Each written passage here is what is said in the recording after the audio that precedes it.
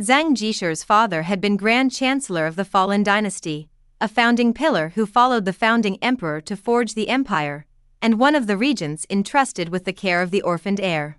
Under his father's stern tutelage, Zeng Jishi blossomed into a prodigy, topping the imperial examinations as a Zhuangyuan, the highest scholar. He donned court robes at 14 to serve in the palace. At 16, his treatise lessons on ancient flood control so impressed the emperor that he was appointed imperial envoy and dispatched to Luoyang to oversee the dredging of the waterways. On that journey, he saved a Taoist priest and his dog, both on the brink of death from famine and typhoid.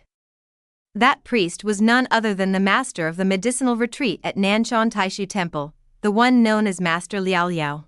After saving him, Zeng Jishi found the man to be of profound wisdom and cultivation. They talked and felt a deep affinity, so they swore brotherhood. On the day of their oath, Liao Liao vowed to the heavens, "I will repay Zeng Jishi with my life." Zeng Jishi never forgot that vow. Over the years, he paved the way for the priest, pulling strings to have him appointed abbot of the imperial Taishu Temple. The emperor himself received him and bestowed the title National Guardian Abbot. Thus, as a Taoist, Liao Liao had reached the pinnacle of life, fame, fortune, and universal reverence. His gratitude toward Zeng Jishi was beyond words. Now that the Zeng family had a request, he could only give his all. That day, noble Consort Li, under the pretext of burning incense and praying at Nanshan Taishu Temple, obtained the emperor's permission. Escorted by the crown prince, her entourage departed the palace in grand procession. The crown prince rode his blood-sweating steed. Though somewhat thin, he remained strikingly handsome. Women lining the road gasped in admiration. So handsome. Stunning. My heart. From 80-year-old grandmothers to little girls of 8 or 9. Fangirls know no age. The crown prince did not look at the crowd. His brows were lightly furrowed, his heart heavy with worry. Tied at his waist was a white silk handkerchief painted with the image of that woman in white. Today, his mother had said she was taking him to Taishu Temple, claiming there was a Taoist there who was an exceptionally accurate fortune-teller. He intended to ask precisely who that woman was, and whether they had any fate left. From within the gauze curtains of her phoenix carriage, noble Consort Li gazed at her son's thinning back, silently gritting her teeth. It is all that wretched woman's fault. Even slicing her to pieces would not be enough. At the gates of Taishu Temple, Zeng Jishi and his wife had been waiting early to receive the imperial party. Noble Consort Li, supported by her sister-in-law, alighted from the carriage and entered the temple on foot. Forewarned of her arrival, the temple had long since cleared out all lay visitors and swept every corner until it was spotless. Entering the tea room reserved for guests, eunuchs had already laid out cushions of imperial brocade throughout the chamber. Noble Consort Li used the excuse of letting her sister-in-law take the crown prince to meet the abbot, thus sending her son away. She then dismissed everyone else, keeping only Zhang Mama, her personal maid who had accompanied her into the palace, to serve tea. The siblings drank tea and spoke in private. Noble Consort Li revealed her plan, to expose Xue Mei's identity to her son, and if necessary, to go so far as to lodge a complaint against Xue Mei before the emperor. Upon hearing this, Zeng Jishi waved his hands urgently. "Absolutely not, Your Highness. The emperor must never know of this. There are few fathers who can remain calm upon learning that their son is infatuated with his father's woman.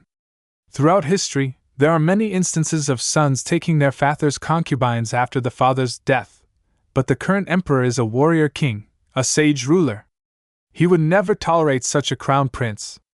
Moreover, the emperor has many sons, and there are many capable men among them. Changing the heir would not be difficult. Therefore, we must make the crown prince give up this obsession, and we must not let the emperor hear even a whisper of it." Brother, you are indeed thorough. But how can we achieve both, making the crown prince give up hope and keeping the emperor in the dark? Zeng Jishi whispered his plan into his sister's ear. Noble Consort Li nodded repeatedly, agreeing it was brilliant. Meanwhile, the crown prince followed his aunt to burn incense at the Laojun temple. After adding oil to the lamps and donating 200 taels of silver, a young Taoist acolyte in a green robe approached and bowed. Please follow me. My master has been waiting at the medicinal retreat for some time. Madame Zeng nodded with a smile.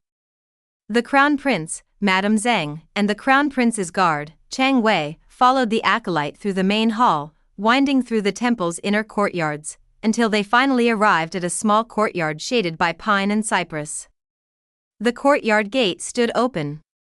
As the Crown Prince stepped inside, he smelled a peculiar, herbal fragrance that instantly refreshed his spirit. Above the door lintel hung a wooden plaque inscribed "Medicinal Retreat." The calligraphy was vigorous and unadorned, like the withered branches of an old tree. It was, in fact, the handwriting of his uncle, Zeng Jishi. An old Taoist in a green robe, holding a fly whisk, emerged from the room. With an air of transcendent grace, he smiled and bowed to the Crown Prince's party. Madame Zeng immediately returned the bow, and the Crown Prince clasped his hands in salute. The old Taoist said, "Please, lay patron, come inside my humble hut and have some tea." The Crown Prince, Madame Zeng, and Chang Wei entered, while the rest of the retinue waited outside. Chang Wei first inspected the room to ensure it was safe and then withdrew. The medicinal retreat was bare, without a single superfluous decoration. Wooden boxes, baskets, and winnowing trays filled with herbs lined the front hall. The back hall was tidier and more elegant than the front. 3 walls were lined with shelves of medicine cabinets. Tables and stands were cluttered with medicine bottles and jars, making it look very much like an apothecary. In the center of the back hall stood a square table set with tea things, where an acolyte was tending the fire to brew tea. Beside the table sat an incense stand made of lacquered driftwood, holding a bronze censer from which curling blue smoke drifted, its fragrance permeating the heart.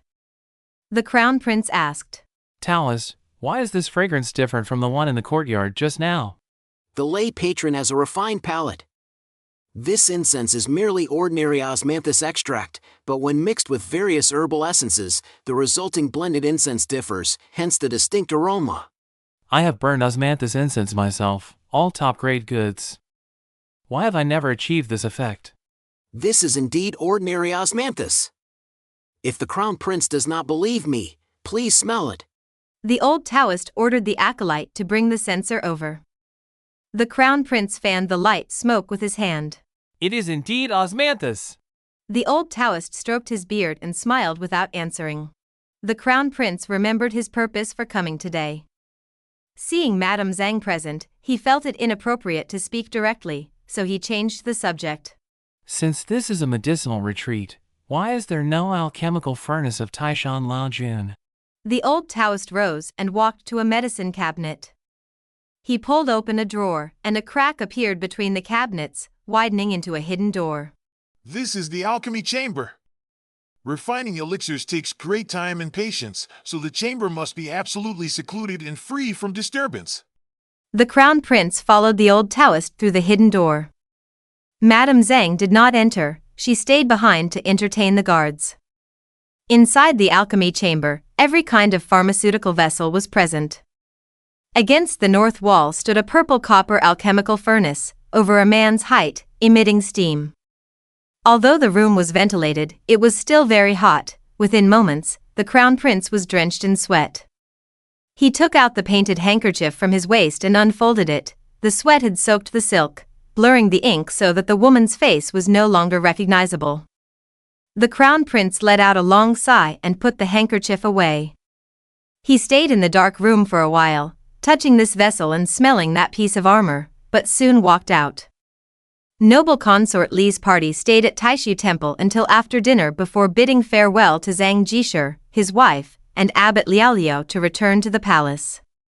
Abbot Liaoliao even gifted each of them a jar of osmanthus incense. On the way back to the palace, the Crown Prince remained silent. What he did not know was that his mother and uncle had already woven a net. A net meant to kill. Noble Consort Li and Zeng Jishi had plotted their scheme, to borrow a blade to kill. Aside from the Crown Prince himself, everything seemed within their control. To clear the obstacles from their path, Zeng Jishi exaggerated the rent resistance movement in the crown prince's fiefdom, presenting it to the emperor as a full-scale rebellion. He suggested that the crown prince personally lead troops to suppress it. The emperor approved the memorial and issued an edict. The crown prince was to be the commanding general, with Chang Wei as his deputy, leading 5,000 imperial guards to set out the next day to quell the uprising. A military order was absolute. The crown prince ordered the battle-hardened Chang Wei to muster the troops, setting their departure for the hour of the rooster the following day. Then, the crown prince changed into civilian clothes and hurried to Tianxiang Tower.